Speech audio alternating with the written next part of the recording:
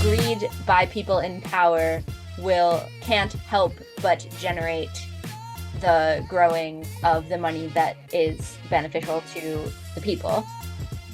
With that as a model, is there anything as perfect that you can draw between, like, kind of what you just said, like, is it that perfect? Will it always, will the Bitcoin machine always go eat the methane? Yes. Hey everybody, this is the High Hash Rate Podcast. I'm Mike. And I'm Dan. And this podcast is just two plebs getting high and talking about Bitcoin, life, and the absurdity of the fiat world. Our guests don't necessarily get high with us, and you don't have to either. But it helps. Who do we have here tonight, Dan? We have Katie. Katie, do you want to introduce yourself? Sure. I'm Katie. I'm Mike's friend. I had like I can introduce myself like from a financial context, like Perfect. Who am I financially? You don't have to. Actually, I prefer you introduce who you are, just basically a very small background, and then where you are in the world right now. That's how I'd like you to start. But can my small background be from a financial context? Oh, interesting. Yeah, well, yeah, of course. You choose to introduce yourself. Pick it that. Okay. Like I was raised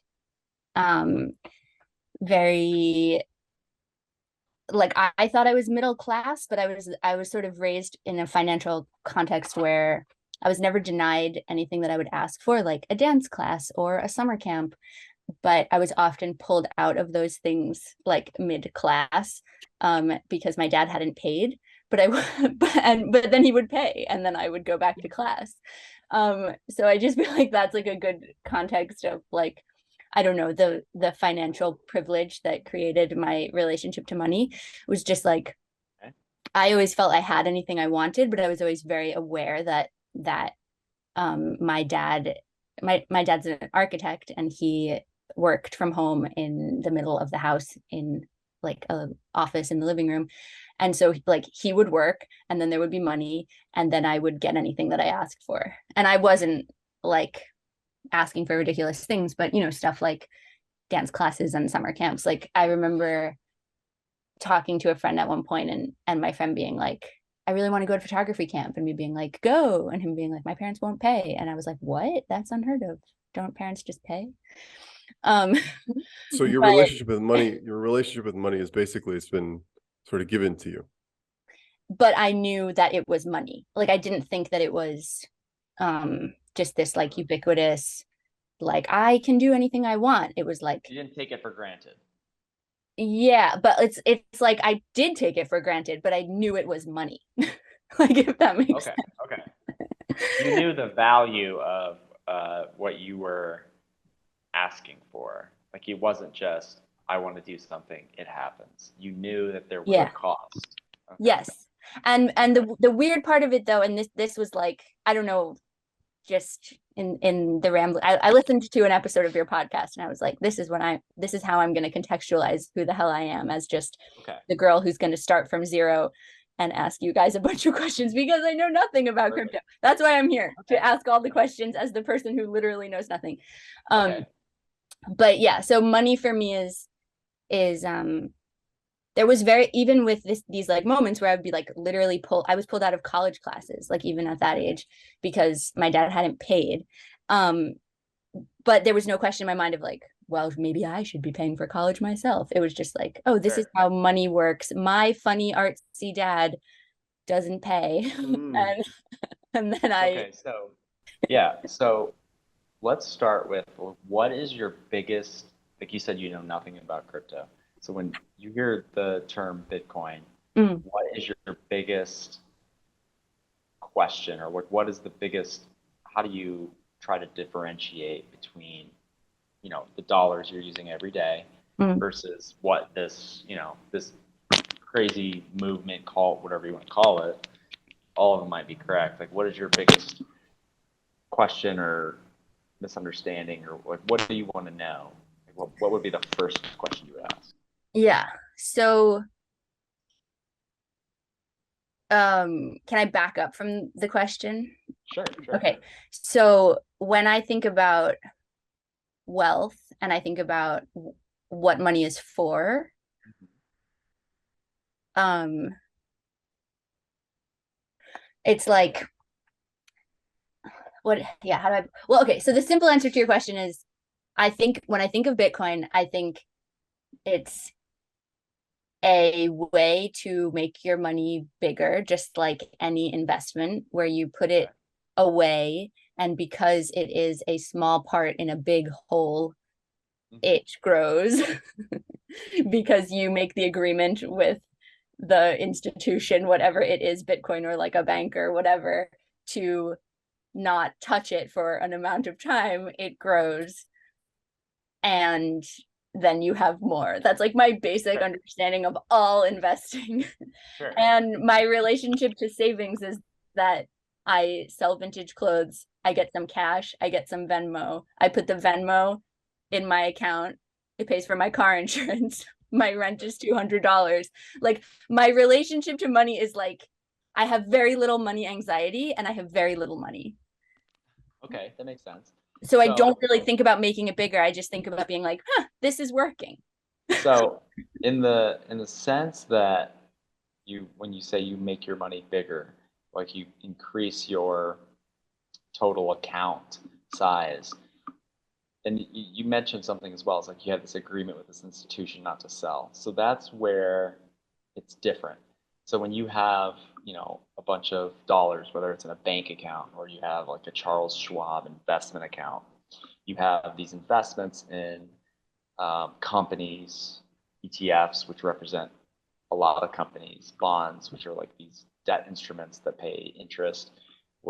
That's not what Bitcoin is, and there's no I mean, there is, like, when people talk about buying on Coinbase, they're buying from these large exchanges, but in reality, what Bitcoin really is there is no institutions involved if you're doing it the way that it was designed. So you own that. What it is you have this public ledger. This public ledger is a representation of this replicated data set of all of the transactions that have ever taken place and who owns each Bitcoin. Do you follow that, Katie? Do you follow that? So let me explain that. Yeah, let him get a little. I mean, no, but he'll. It's complex. So you have. I'll ask questions, Mike. I will when I'm lost. I will be like, you're speaking in code. Yes. Yeah, so okay. There's tens of thousands of computers around the world that all have the same exact amount of information on it, and that information is every transaction that's ever taken place since Bitcoin was incepted in 2009.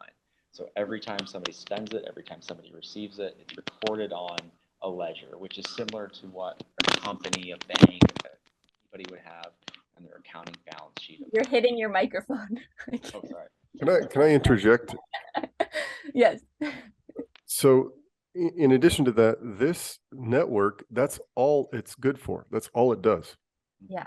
Okay. It's just recording. Just to record where the transactions are in space and time. Yes. Okay.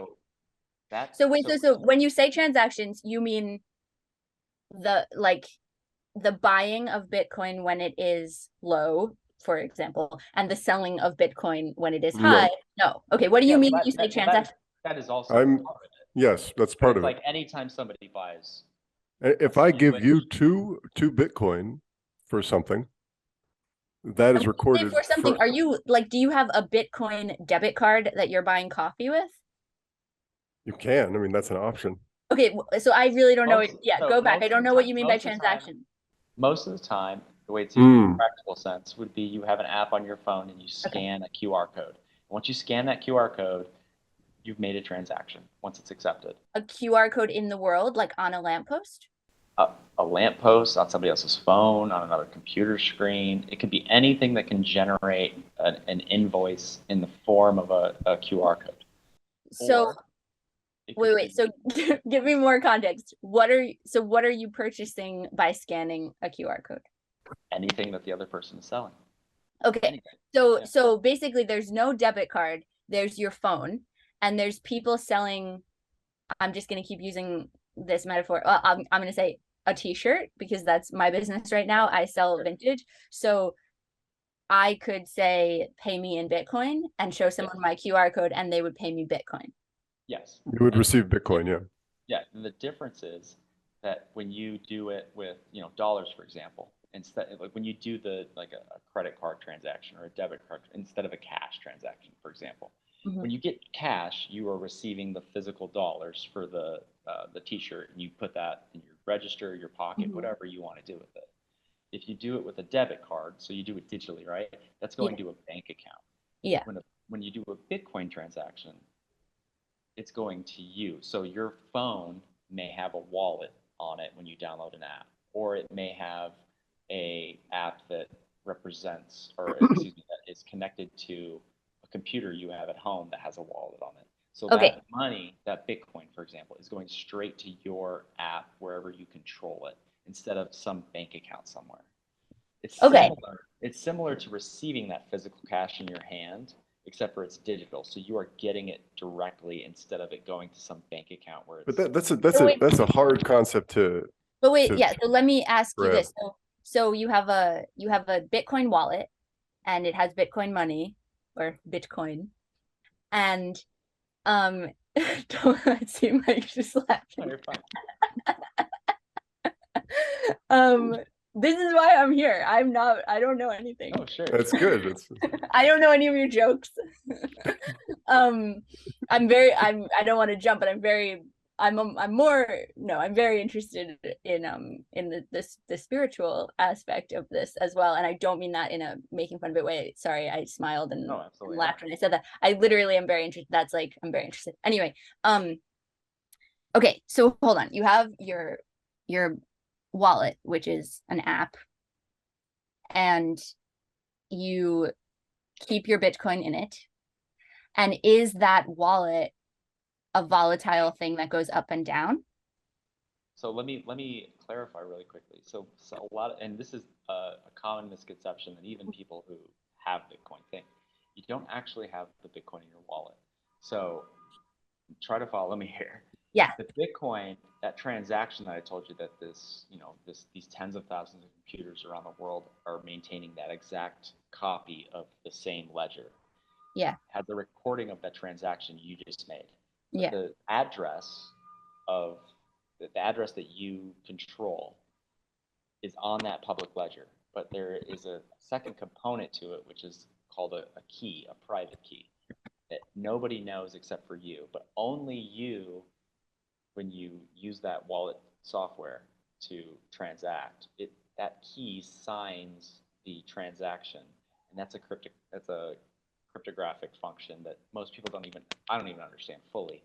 But it keeps you safe. That happens within that software. So you control that address that's public for everybody to see. Okay, so I'm following, but I need to go back and ask for one context. When you talk about these transactions, what are you buying? Is this all your money all the time? Like, are you guys buying anything you want to buy? Anything that, if you just want to give Bitcoin to somebody, you can buy literally anything that you would want to sell. It's just like a dollar. Like if you want to sell a T-shirt, if you want to sell a service. I'm talking about you. What, like, tell me just for my. Well, we're not sitting here buying stuff with Bitcoin too much because we believe in it so much. That's what I thought, though. So we use fiat to buy things. Well, and we use Bitcoin to save. Well, yeah, Dan is in a place where you can spend Bitcoin too. So okay, so in a society where everyone is using Bitcoin as cash, sure. It would work, is what you're saying, if everyone was participating. Yeah. But so what I'm like reaching to comprehend is, like, I talked to Mike on the phone a couple weeks ago, and he was like, having discovered how to invest in Bitcoin, and like participate with Bitcoin has given me more money and more time. Okay, yeah. So So, that aspect of it. but relating back to like the wallet and the Bitcoin transaction, like is the like where you are in a context that in a society that is currently using Bitcoin like cash, sounds like where you are physically in the world. Yeah. I get that it's like cash in your phone. But stepping back from that, since maybe I don't notice it, but I don't see that happening yet. Sure. Yeah, Where it's I not am. as common in other parts of the world. So if you go into any coffee shop, any store, you pay for whatever it is with dollars typically. Yeah. But the thing about Bitcoin is like if the people at that store or the company that runs that store decided to accept Bitcoin instead of dollars, Yeah, it would they work. could. So it's, if you can find somebody and say, hey, I know this costs $2, but can I pay you in Bitcoin instead? And they agree to do it, you can use that as well. Totally got it. So it's a voluntary opt-in. But And so with yeah, like stepping back from that, what how does the growing your dollars into more dollars by using Bitcoin yeah. work? So Bitcoin, the way it's built, there will only be 21 million ever created, and right now there's about 19 million, and so much is mined. About 6.25 come into creation about every 10 minutes as it's mined. And we can get into mining later, but that's a part of how it's created. My friend So has a noisy computer in his spare yes, bedroom. That's my exactly. context of mining. Yes. So because there's only 21 million ever, and there is currently somewhere in the line of, I don't know the exact number, but it's at least several hundred trillion US dollars. But those US dollars grow exponentially and at different rates every day. So if you try to contextualize it, if there's trillions and trillions of dollars growing every day, and there's only 21 million Bitcoin every day, the value of dollars to Bitcoin over time, each individual Bitcoin becomes worth more dollars. So it's like Yeah, a okay. monopoly. If you just increase the amount of money that everybody has in monopoly, well, that property, as you're going around and trying to buy the little properties on the monopoly board, the more money you introduce into the game, the more money those Expensive it properties gets. become worth. Yeah, the more expensive it gets. Similar to inflation. If they create more money, gas prices go up. Everything goes up in price. So those Bitcoins, they have an exchange rate for dollars if you were going to sell them for dollars at some point in the future. And Okay. as the dollars increase in number over time, the value of each individual Bitcoin grows in value of dollars over time. So if you have two Bitcoin to your name, and right now they're worth about $16,500 each, 10 years from now, they could be worth $500,000 each or $1 million each, or they could go down in shorter periods of time. So there's that. But they only move in the value of them only moves in relationship to the value of the currency you're trying to turn them into. Exactly. Yeah. They Yeah. Because they're the thing that stays the same. Yeah. So because there's a limited supply, it's like having a diamond or some gold or some oil or gasoline. As the dollar value of that changes to a limited supply of something, Yeah. that's what your exchange value is. So when he says that he's growing his dollars or his time, what he's saying is, if he has two Bitcoin and it goes to $10 million each, for example, is like a high high number. Well, that you're buying yourself a lot of time, because now if you have $10 million and you had $30,000 today, $10 million tomorrow, or 10 years in the future, well, now you have a lot more time because you don't have to work anymore. Okay, so there's not this like abstract magical thing going on when you say Bitcoin has shown me how to have more time. It's just that the experience of having more money and having to work exactly. less. When that's how you tie money to time in a big way, right? Yes. Money So is time. Because just if I have like more money, completely, Yes. if you have more money, you have more time, but also and this was something that I thought was interesting from my context, is like, I create more time by excusing myself weirdly from certain games that society seems to think we all, by definition of just like being alive, we must be playing these games. Like, right. I somehow just have the expectation to, and then continue to find really insanely cheap places to live in really cool places. Right. So that's your way of buying more time. Yeah. So I think it's like when I hear from what I gleaned from the episode that I listened to you guys. Which episode, by the way, did you listen to? Do you remember? The one you recommended, where you were like, this guy is really famous in the Bitcoin community, and it was really cool that he came on our episode. Eric Casey. Probably. Yeah. I tried to keep myself like weirdly as like dumb as possible. I was like, I'm not gonna like look this up. I'm not gonna look this up. I'm just gonna make them tell me, because in that episode, and I know like I'm not this podcast's audience. Mm-hmm. Like if I wanted to learn about Bitcoin, I wouldn't. No, I wouldn't. By any means, no. Because you guys are just like having such a great time, and you just want to hang out with the topic. No, this is good, because it's like we are normally talking to the other cult members. Yeah. And it's a challenge to interpret or to translate some of this, jargon to the person who is literally wants to learn, and you have to explain it from the most basic level. Well, I want to talk more about like basically I want to leave this conversation like understanding Bitcoin first of all, but also it's hard to do in one round though, by the way. It's very hard to do. You can have me back. You can be like, Katie now she was at 0 and now she's at 4. We're gonna talk to her again. If you want. But but the one thing I was just like personally interested in, I don't know, I'm personally interested in Bitcoin too, but or in money. But what I was interested in too was like the way that you were talking about the spiritual aspect sounded, I'm going to say this in like a potentially insensitive way, but you can like unpack it. But it sounded to me like people who have so much money anxiety that they can't possibly comprehend ever not having that much money anxiety, finding a way to not have money anxiety, and as a consequence having enough space in their psyches for joy and that equaling spiritual experience. No, totally.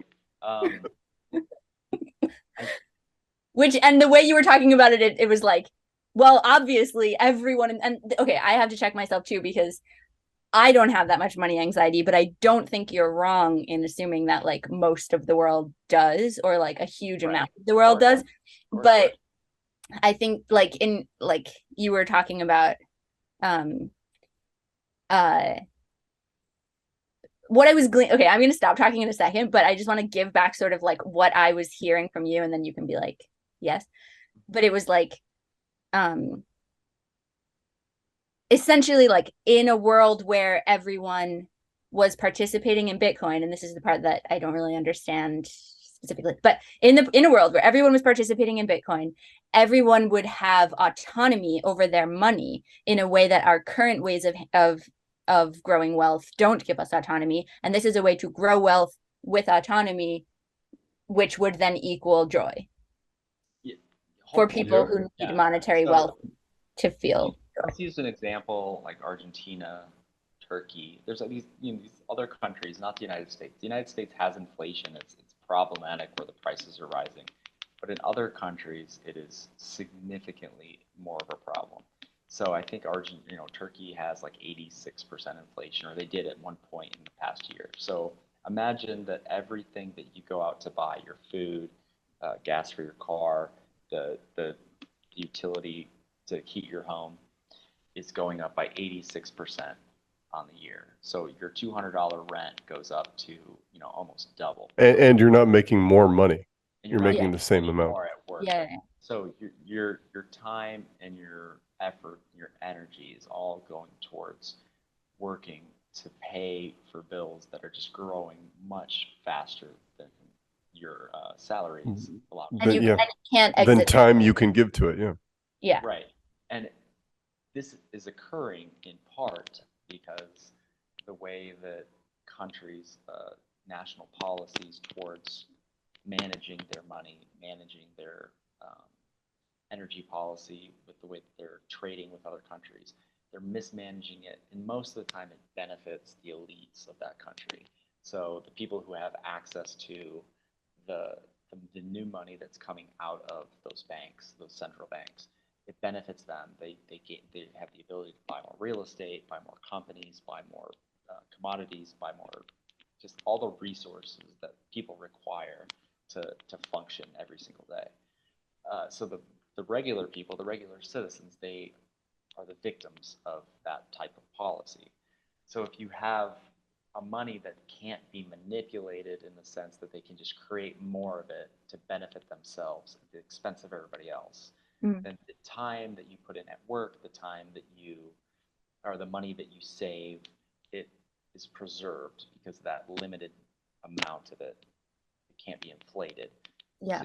So what you can purchase in terms of all of your essentials and everything else, it's that purchasing power grows. So if you have one Bitcoin and that Bitcoin is growing in value relative to the currency that you use, well, also everything that you have the ability to purchase becomes cheaper in relation to that Bitcoin that you own.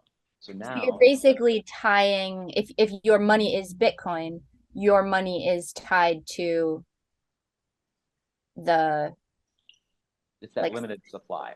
So everything's growing except for that amount of Bitcoins. But the amount of things that you can buy in the relation of that currency is going up.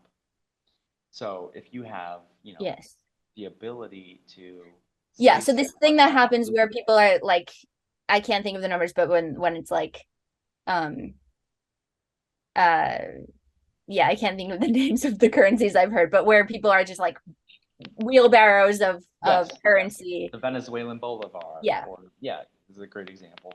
So Yeah. like, there's some countries where like some people have billions of units of that currency, but they can't even afford,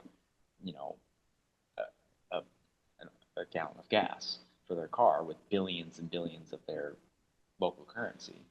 So if you imagine that you had the ability to buy everything that you needed to survive, to pay your rent, to have a vehicle, to pay for all of your expenses, plus some, and you were like saving, the amount of time that you would have to pursue your passions, to think about life, to consider the deeper aspects, and to kind of to even comprehend how to get your country out of the situation it was in, one citizen at a time. Yeah. Or even just at an individual level, to just think about life at a much deeper level because you're not so focused on just surviving. Yes. You have that ability to grow spiritually, philosophically, personally, whatever. You could start a family. Yeah. So basically the equivalent of someone in the US who has the privilege of time to be able to comprehend that there might be cheap rent somewhere, going out to find the cheap rent and having a spiritual time. And so that spiritual journey, that's very personal, is whatever that means to you, but whatever you would be able to think about and do and pursue if you didn't have to worry about spending X amount of hours a day just to survive, that's the journey that you can travel, that most people around the world, especially in developing countries, that they're kind of missing out on if they're just, they're working 80 hours a week just to feed themselves. So it's a hack of the system that says the powers that be will have the power over your money.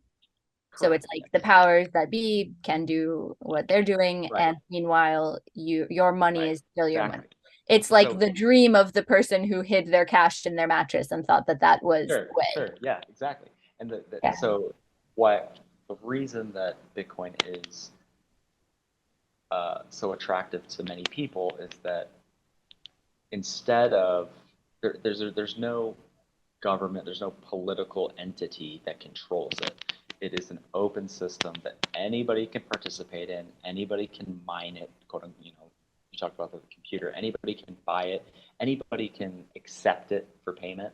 There is no All you need is gatekeeping. an internet connection and Right. Right. a phone or something. You don't even need that. Yeah. Yeah, like you can use just, if you have cell signal, there's now, like I was at a conference today, and there is an individual or a company from Africa who has created a way to just use it so you can send a text instead of having internet connection, because they don't have reliable internet connections in Africa. And this is like the country with the most Bitcoin transactions day to day is Nigeria.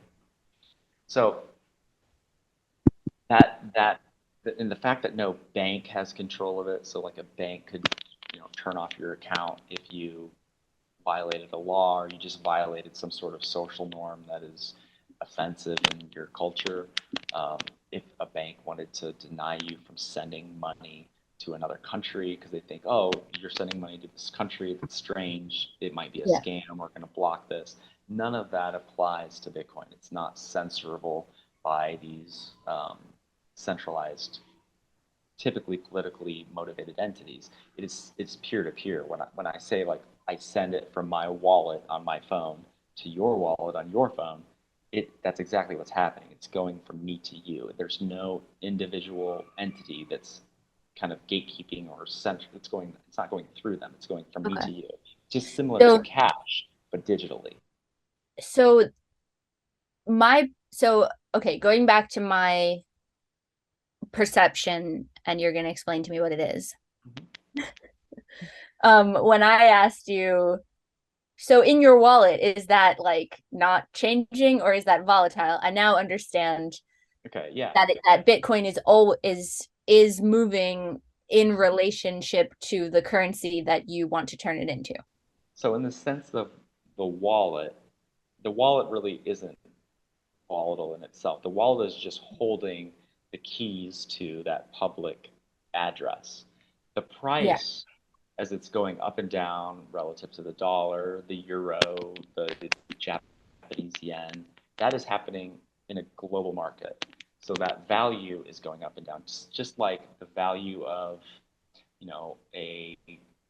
gasoline, for example. The gas in your car is not volatile, but the price that it represents that's shown on the screen at the gas station is going up. So every time you go to fill up, when you have to buy it at that specific moment in time, that might be a higher or lower price. But once you have it, it's that gas, you can use that gas to power your car. It's like houses across the world didn't get 3 times more valuable. Like they didn't get 3 times bigger. Right. They just got more expensive. The dollar amounts changed in circulation, which means there's more people with more dollars that can come and say, I'm willing to pay double what you paid 2 years ago. Yeah. But your house didn't change. And that's similar to the Bitcoin in your wallet. The Bitcoin doesn't change. Yeah. What you can sell the asset remains what it is. Yeah. Right. So the dream of those within the cult would be that it wouldn't be important to turn it back into currency. Yeah. That everyone would just be like, fuck that currency. Yes. Let me trade you my Bitcoin for that t-shirt, and now you have a little bit of Bitcoin that you can trade for food and you can trade for rent because your landlord accepts Bitcoin. So in the short term, you would say, well, the Bitcoin price was this today, 16,000. Maybe it'll be 20,000 in a month, and maybe it'll be 10,000 in a month. That's kind of a wild swing. But over the next 5 years, 10 years, based on the way it's been moving since its inception, it's, projected by most people to be somewhere in the range of 100,000 to 500,000, up to 1 million in 10 years. I have to the dollar. Yeah, to the dollar. To the dollar. But basically, the longer you hold it, the more valuable it gets. Right. So to someone who has no investments and doesn't understand the way the stock market works, and is, I'm smart, but I'm not interested in Sure. the abstraction, Yes. if that makes sense. So what What's the difference? no, what I just use the stock market as the example to be like thing that I also don't understand. So yeah, before you answer that question, let me make the distinction between Bitcoin and the stock market. So with the stock market, if you want to be really good at stocks, right? Like you have to study a company, understand who manages it, Okay, how are they yes. growing, Because it's parts of somebody succeeding, and if that becomes more valuable, then your piece of that becomes more valuable. So for you that's to invest in that, you have to spend a you have to lot of get time it. studying that company Okay. to understand if they're going to actually be worth your time and money to invest in. Whereas Bitcoin is more of the average person shouldn't have to spend that much time studying every single company in the world to determine which is the best to invest in. But with Bitcoin, don't you have to study like politics in a way? Don't you have to understand what's going on with the currency that you, I mean, I know in a perfect world you wouldn't have to because it would be Bitcoin, but you don't have to, but it becomes sort of an offshoot of it. You start to understand the importance of understanding those things. You don't have to, though. So the way that the currencies and politics work, there's never been a country or when I say central bank, so it's like the Federal Reserve or the Bank of China or the Bank of Europe. There's never been one of those in the history of time that didn't inflate and increase their money supply to value or to benefit the people in charge. Okay, wait. So the predictions of the value of Bitcoin growing are based on the assumption that the people at the top will continue to try and make a profit. Yes, exactly. So if you believe that it is likely that the people in power will always be trying to make a profit, then you believe that your Bitcoin will go up. Exactly. So basically the success of I see how where it gets spiritual. So basically the success of this currency that will give the power to the people is tied to the people in power. Is tied to the people of power shooting themselves in the foot by wanting continually more and more power and accidentally growing the power of Bitcoin. Exactly. Okay, that I understand now. Okay. It's harnessing the power of human greed to benefit the little guy. And they can't stop being greedy in order to stop that train. Incentives. It's just incentives. That's a spiritual thing, right? Like you are understanding the incentives of the people who have power. They're corrupt and they're going to always try to benefit themselves. Yeah. And you're co-opting that to benefit you while they're being corrupt. Yeah. So the only thing that they could do to not have this currency grow would be to stop being greedy, which they can't do. That's a great way of putting it. Yes. God, I have that. I understand that part now. So my next query is, okay, so let's say I want to join the game. What is like what how do you begin? What do you do? And like what is a scenario of like tell me a story. Yeah, go ahead, Mike. I will say there are lots of ways. Okay. There are many ways, but there are few correct, more right paths. Okay. And this is why it's such a captivating and it captures your imagination and your spiritual side because it is an open source network, an open source technology, there are basically unlimited ways that you can express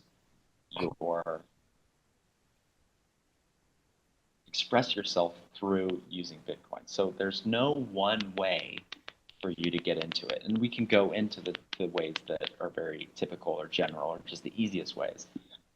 But anybody with the desire to learn how to build the technology personally for themselves to use it is free to do so.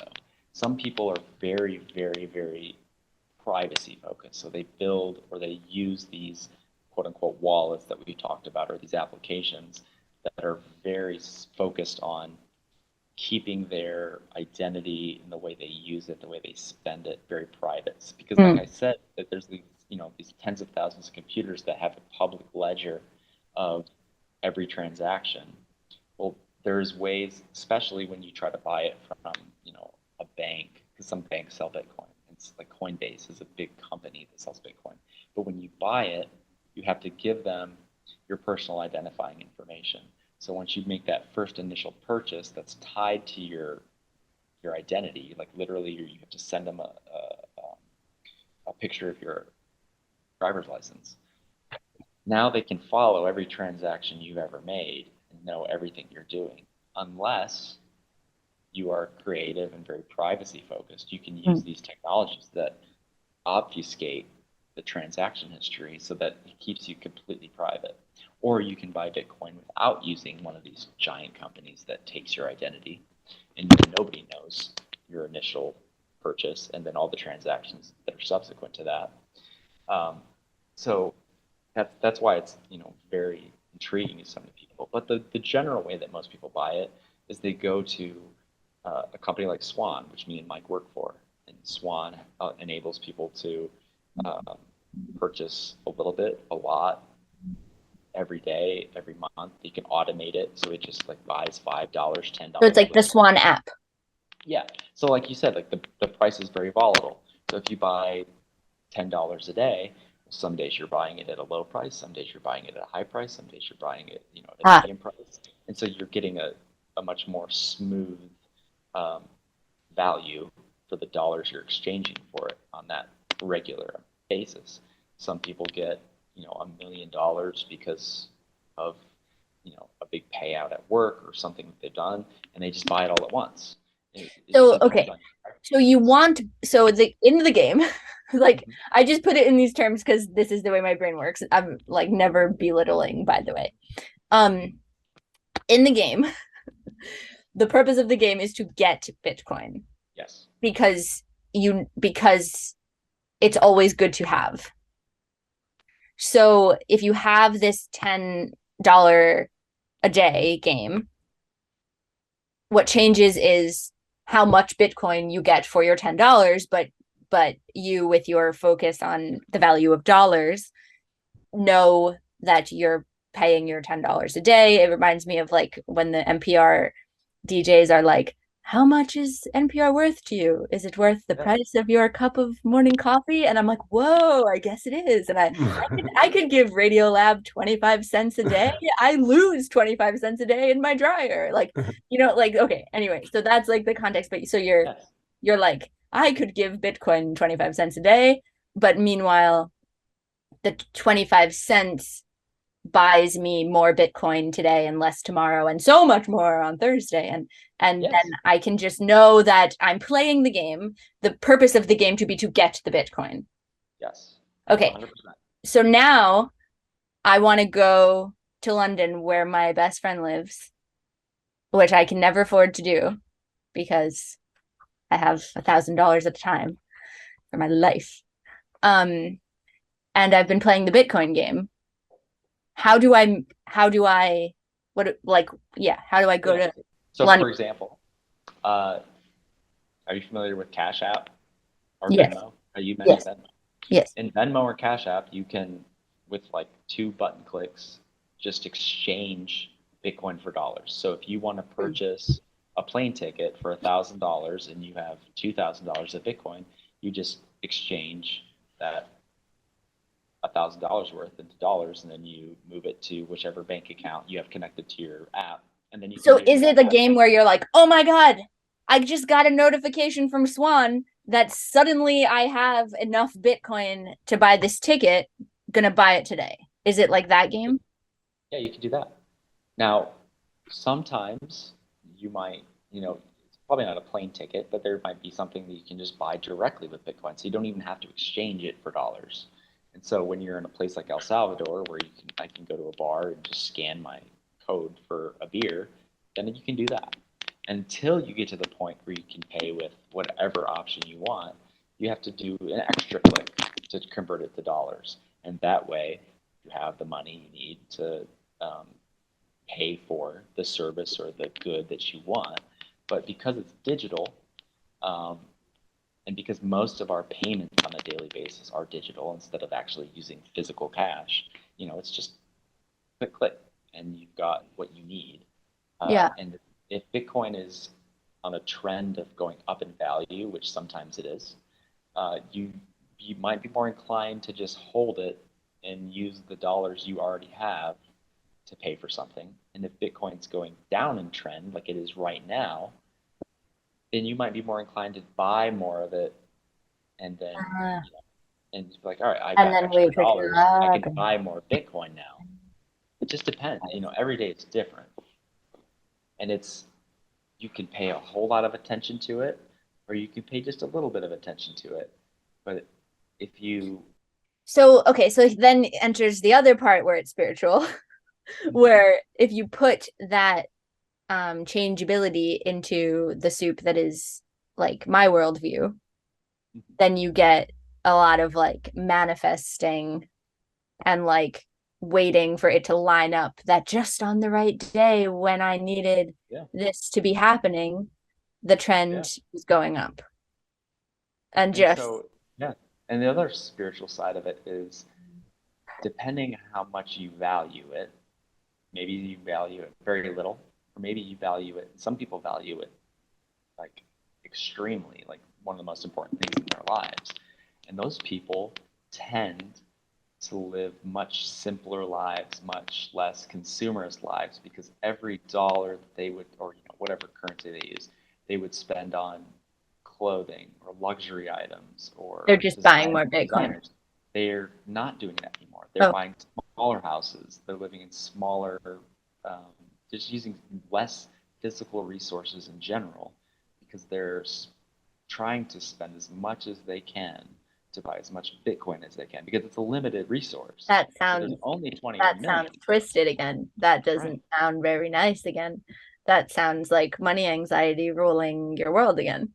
Exactly. And that is, in some people's minds, that is a virtue. They simplified their lives, and they're consuming less things to find some sort of virtue. Or you could look at it as they are limiting themselves due to money anxiety and not living a full life. And that's again like a spiritual side. It depends on your perspective of what virtue is and how you approach what is and like Mike was saying, like I'm in a interesting place to experiment because I have no children and I have no one relying on me, and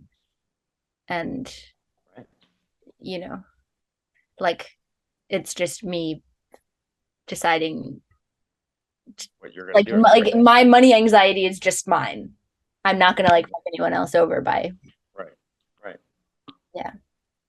Yeah. So it depends what is good and what is bad. Like there really isn't an objective for that universally.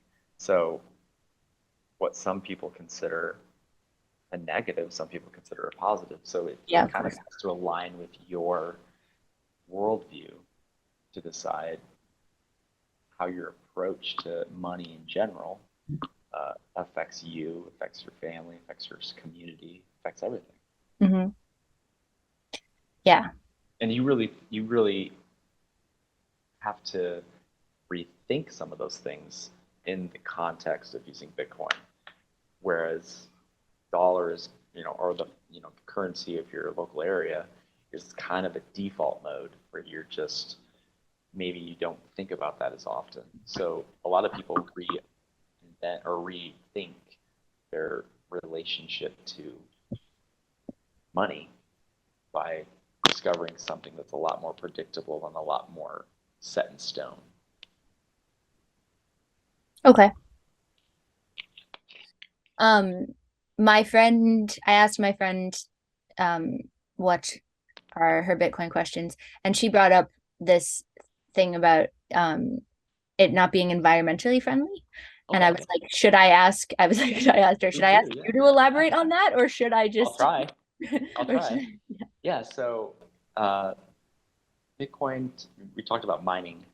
Yeah. We talked about the cloud computer. So the way that Bitcoin transactions are processed, and then subsequently the way that new Bitcoin are created, is due to a competing network of computers around the world that run, and they have to run a certain amount of cycles, which requires energy from the electrical outlet, which comes from a coal plant, nuclear plant, a solar plant, whatever.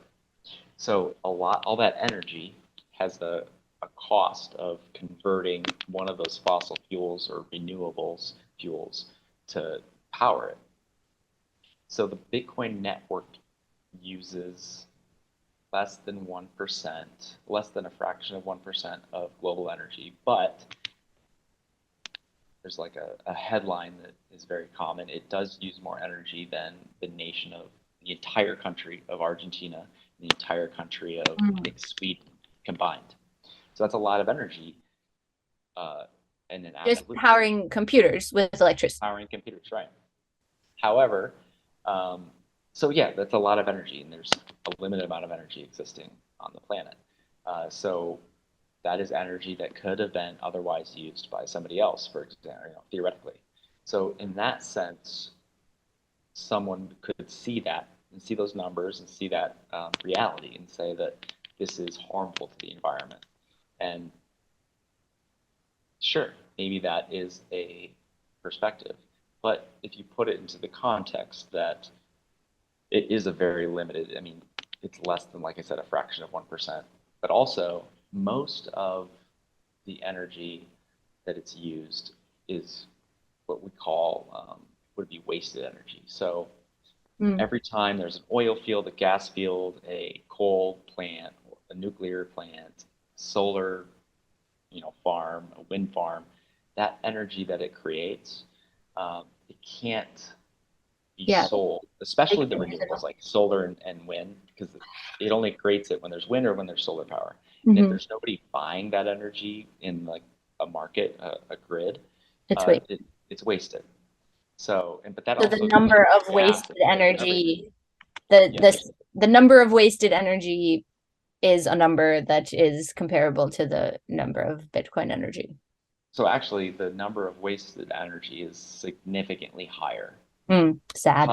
Because Bitcoin is very costly to generate, to get those new Bitcoins, the incentive for all of these mining networks, at least at a global scale, is to find the cheapest energy, not the most abundant energy necessarily. So they go to these places, and this is a really good example. So in the United States, especially like in the middle, like South Dakota and some of these, they have these oil fields, and a byproduct of the oil they're producing creates natural gas and it's methane. And methane, just because they have nothing to do with it, they can't sell it, there's no pipeline that they can hook up to, they just flare the methane into the environment. And methane is literally the worst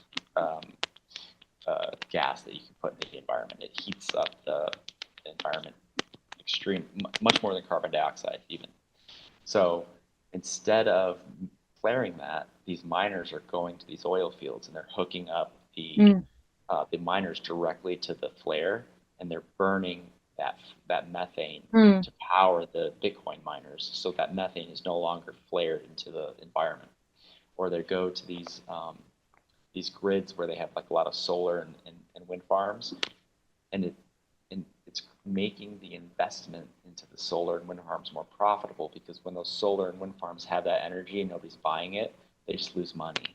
But So now basically what you're sell. saying is the people in power of Bitcoin have the best interests of things that will benefit the people, aka the planet. I wouldn't put it that way. I would say they have the best interests. I would say that their incentives of making money align with things that benefit the planet. They're not necessarily thinking about how they want to benefit the planet. But their creativity is incentivized to find these wasted energy, where these people aren't making money who are creating the energy. So they're going to them and they're saying, hey, I know you're wasting all this and you're not making money off of it. Well, now you can make money off of it if you let us hook this up. And that just has a benefit overall, even though that's not necessarily what they're intending. So in the same way that it is like perfect that greed will grow the value of people money. greed by I'm trying to make it into like a perfect sentence. Yeah. Since it is perfect that greed by people in power can't help but generate the growing of the money that is beneficial to the people. With that as a model, is there anything as perfect that you can draw between, like, kind of what you just said, like, is it that perfect? Will it always will the Bitcoin machine always go eat the methane? Yes. So think about the fact that the people in power, the elites, whatever, the political groups, they are willing to pollute the planet because it makes them so much money to do so in that process.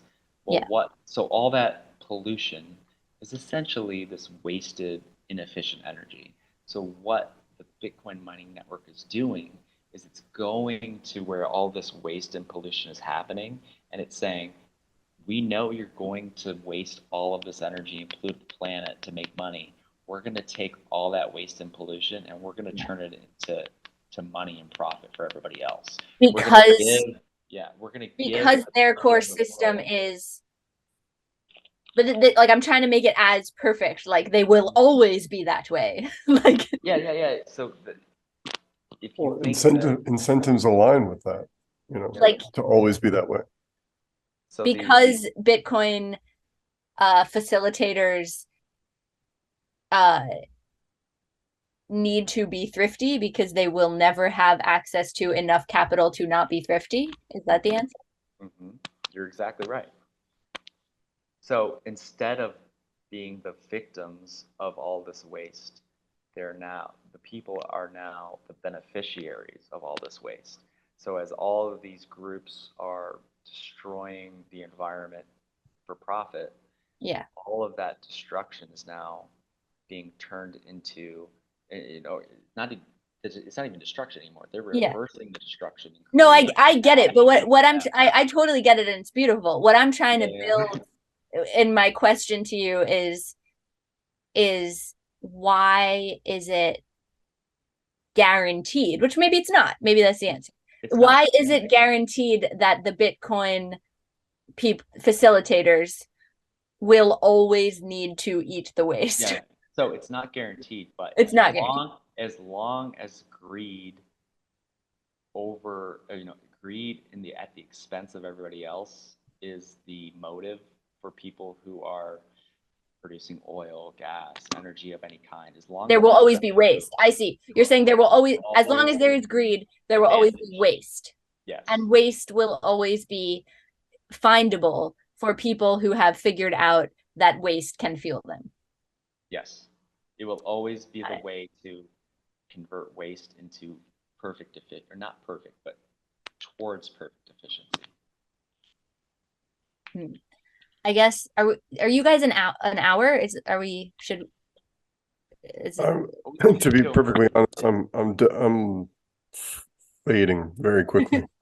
But if you have any more important questions, I have. Well, okay. So the reason I asked if we're done is because I have a sort of like wrap it up vision that I wonder if it exists. So so greed means that Bitcoin will always increase in value, and greed means there will always be waste, and if we eat waste, we make more Bitcoin. Yay! All of this is beautiful machine of positivity. But if we get to the point where it's only Bitcoin and there is no relationship back to the currency, what does that world look like? Because you don't have the greed machine anymore. It's just working. And maybe this is too long of a question for fading. No, that's a good question. And I don't know if there's a great answer to it. My answer would be that if Bitcoin is the only money, for example, that would mean that nobody any longer has that advantage of that elite status, because the elite status essentially, if you buy into this argument, comes from that control of the money and resources. And if you have that control, whether it's through legal policy, through just brute force, you'll kill somebody if they threaten you. So greed will just be like a myth. The people of Bitcoin land will think back on a time when greed once existed. I don't agree with that. I think that I just think that the way that it manifests itself into value will change. So there will always be greed, but Bitcoin, because you cannot use it differently, everybody plays by the same rules. So your greed will have to align. Anything you do for a greedy or self-serving purpose will have to benefit everybody else, because you can't interact with it in an advantageous way at the expense of other people. So greed will not ever go away. There's no way you're going to get rid of human greed. But Bitcoin will have a fixed value because it won't be relating back to currency anymore. It will force people to be greedy, but only in a way, whether they are intending it or not, that it's beneficial to others. The way that, some people are they love capitalism, some people hate capitalism. But the way that, the way that people wrote about what capitalism should be versus the way that it's actually manifests in society is very different. The way that it's written that it should be, which is never ever takes place, is that any action that's self-serving or greedy, quote unquote, won't work. Should benefit everybody else, but that's not how it actually works if you control the rules to benefit yourself. So it would just force people to anything they do that is, like take Amazon, the company, Jeff Bezos. Amazon has made him a lot of money at the expense of a lot of people, but in a lot of senses, Amazon does make all of our lives easier if you just want to buy something and quickly have it delivered for relatively low cost. It could be more fair, and it's very unfair. Jeff Bezos makes a lot of money.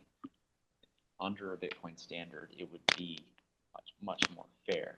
He would still make a lot of money, but it would not be to the exploitation of so many people. It would be more beneficially spread out, theoretically. But that's not guaranteed, because I don't know how the future will play out. I feel like next time, or you can write me an email where you can explain using the Amazon metaphor exactly how that would work, because I hear you, but Mike has gone to bed, so I feel like that's Normally I'm the one that's tired because I thought I was gonna be tired because I told Mike I go to bed at 7. I'm feeling sick. That's all. I'm feeling sick. Oh, you're still sick? No, I'm feeling sick. Sorry, I'm not laughing at you. No worries. No, but you had great questions, and I would not feel. You kept saying like I don't want to like belittle it. No, ask as honestly as possible, because it's still a very new thing that people don't really understand, and I don't care if people are asking questions in a way that That's my favorite thing. I want to go on every podcast of things that I know nothing about and ask questions. That's my favorite. Awesome. Cool. I'm gonna cut it. Okay. Thanks again for listening to the High Hash Rate podcast. You can find us on Twitter at High Hash Rate, or you can hit up Dan at Heartland Bitcoin, HRTLND Bitcoin, or myself, Mike, at Run Dance Bitcoin. That's all one word, Run Dance Bitcoin. If you're a fellow pleb or you just want to shoot the shit with two high Bitcoiners, reach out to us.